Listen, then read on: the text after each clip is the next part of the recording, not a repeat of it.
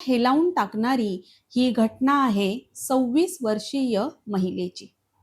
फक्त 17 आठवड्यांची गर्भवती आणि हिला डिटेक्ट होतं की मेंदू काम करत नाही, ब्रेन डेड झालेला आहे. हे ऐकून घरातल्या सगळ्यांच्या पायाखालची जमीन सरकते. खूप मोठं संकट त्यांच्यासमोर उभं राहतं, कारण गर्भामध्ये एक जीव मोठा होत असतो. तिला हॉस्पिटलाइज करण्यात येतं. डॉक्टर त्यांच्या परीने प्रयत्न करतात तिला जिवंत ठेवण्यासाठी, तिला जगवण्यासाठी. कृत्रिमरित्या तिचा श्वास सुरू असतो.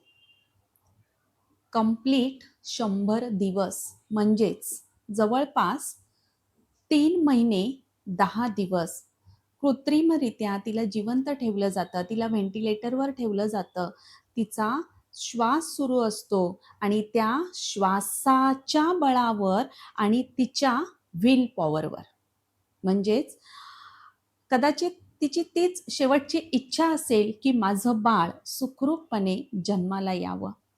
ती झुंज देत असते मरणाशी, पण तिची इच्छाशक्ती खूप प्रबळ असते आणि त्या इच्छाशक्तीवरच विज्ञान एक चमत्कार घडवतो.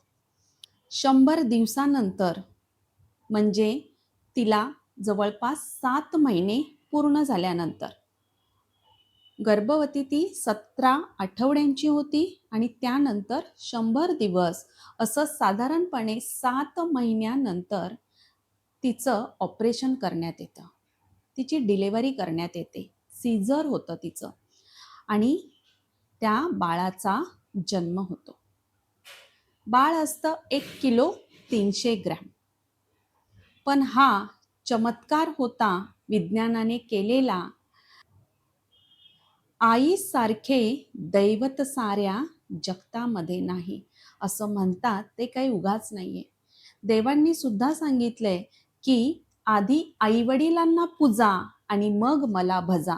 म्हणजेच आधी आईवडिलांची पूजा करा, आधी आईवडिलांचे आशीर्वाद घ्या आणि मगच माझं भजन करा. नाहीतर नुसतंच माझं भजन कराल आणि आईवडिलांना तुम्ही बघणार नाही, सांभाळणार नाही, आईवडिलांना उलट बोलाल, त्यांचा अपमान कराल, तर ते मला मान्य नाही. इतकं महत्त्व आईवडिलांचं सांगितलेलं आहे ते याच कारणामुळे.